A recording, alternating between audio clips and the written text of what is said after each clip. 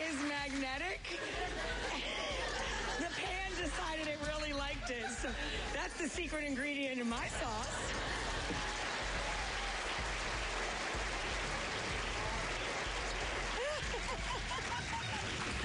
Oh, the knife likes it too.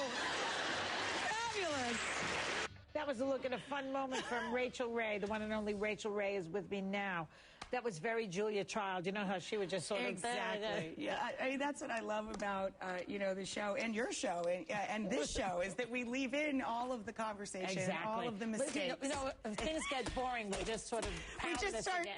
Pounding this again. This is actually a really good double duty tip. You like that? I love it. Now, you know, listen to this. Some schools are banning chocolate milk. Do you know that? I do know that. Why are they doing that? Well, I think that parents, politicians, and principals, everybody is trying everything they can think of, you know, throwing, pebbles into the pot to try and make stone soup out of getting our kids a little healthier. Yeah. So I think that, you know, my approach for this has always been, as with all of our efforts with our Yumma organization and fighting childhood obesity, change has to come out of conversation. It can't come out of finger wagging or going to any extreme. I don't think that chocolate milk is necessarily the culprit, and there are some school districts that move to skim chocolate milk, you know, lowering the fat, but there's still the sugar and the chocolate in it. You know, it's not that chocolate milk is inherently bad for children. Yeah. It's that we've let the whole thing sort of spiral out of control, and the conversation should be, how can we improve our school food? We made a big stride this year with that, getting a little more funding, so that the schools, their hands aren't tied so tightly when it comes to getting better nutrition into the kids. You mean they didn't try to cut that? No, they actually got something done. Woohoo! You know, we got a couple of pennies for the good food. Yeah. But I think that when it comes to these rules, you know, there's another story about all of the lunches entirely banning. I think it's in Chicago schools. Yes, school lunches are now banned in the Chicago school. Yeah, not being able to bring lunch from home. See, I don't care for that.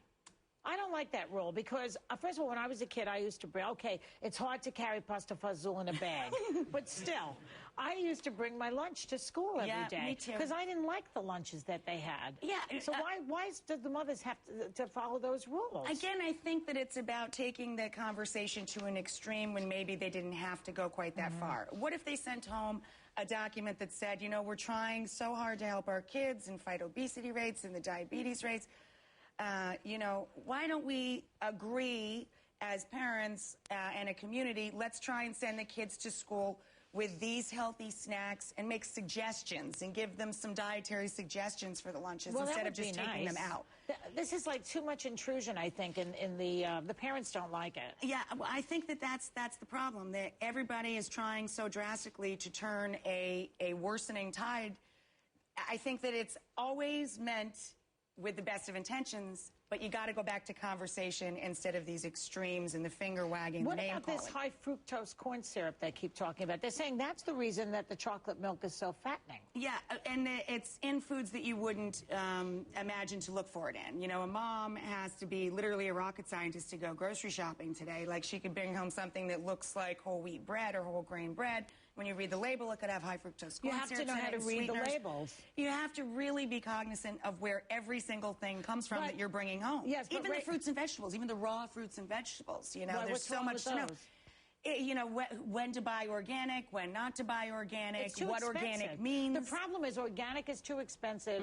A food that doesn't have this fructose in it is more expensive. Everything that's healthy is more expensive. Well, as the buying power changes for that, though, so does that structure. As we, as consumers, make it more popular, all of these products, you know, they will become less expensive. And I think that there has been a great movement in this country in classrooms and in communities, large and small, and certainly in the big cities, to bring back the farmers markets. And those are a big bargain. That's nice. You know, when you buy direct from the local growers in your community, whether you live in the country or the big city, you're getting one of the last bargains left in food. And if you bring the kids with you when you're doing that shopping, you're opening up that conversation with them, teaching them where the food comes from, and they get to meet the people that grow it. Right. It's education, a lot of it. Now, let's switch the subject, because Natalie Portman, who's pregnant, she dropped her vegan diet. She says, I guess she felt like she just wasn't getting enough, you know, she switched to a more lenient vegetarian diet, one to include eggs and dairy. I'm a lenient vegetarian, but I eat pork butt. That's I don't know what I would call that. I know some pescatarians only eat the fish and the vegetables. Well, I throw in pork butt with my vegetables. Isn't that a vegetarian? No, I guess not. But you think that's a smart move for her? You know, I think that something, you know, like a choice of a mom-to-be is between her doctor and you know, her body and her baby. But in general, yeah, being a vegan is the deal breaker for me. I know I could easily be a vegetarian. Yeah. I could not easily be a vegan. I have to be able to have cheese. It is a food group for me, you know. I have to have You know, the cheese. French and the Italians have survived for thousands of years with cheese and wine and pasta and everything else that's great to eat. Why is it such a mystery here how to cook? You know, I think that there was just a couple of generations there where we were double-income families working 2 and 3 jobs, and we simply, seriously did not have the time to learn. And then you dropped a generation because, you know, the child wasn't learning from the mom or even the dad. And they even dropped home economics in junior And high that's school. right. And then the whole school system changed, so it wasn't part of the basic tools. You used to get vocational training, period. Yeah. You'd leave with an auto mechanics class, basic shop, home economics. They don't do that anymore. So you could go out in the world and get a job as any sort of laborer or mechanic or work in the food industry. You could leave high school with the tools you needed to make a living. Or to live. Exactly. And now, to provide for yourself. And all that went away when it only became about the testing, only getting the test scores out of these kids. And that's where part of the lunch problem failed as well. They cut their time down. So some kids are in and out of the lunchroom in 20 minutes time. They got to get in there, get the food, sit down, shovel it in, and get out. They lose their social skills. And, you know, the lunchroom itself has seen a huge dietary, you know, disaster over the decades, cutting the funding for everything except the testing. See, that's interesting what you say, because basically you're talking about a system that is not working, and then they blame it on fat kids. All you hear about is obesity with children. It's really not their fault. We did this to all of our children. Yeah. And it was they don't play outside multi-layer anymore. failure. They took away recess, and we allowed it to happen. I don't have a human kid, but I feel as responsible to be a part of fixing this as the next person, because I make my living in food. Right. And it's my responsibility to help the next generation be healthier. And the fact of the matter is, it's a big political issue for me, because no one can afford the price of kids that are on cholesterol medicine under the age of 10. Oh, you know, God. Not to mention what it's doing to their insides, pressure. their mentality, whether or not they're able to learn in school.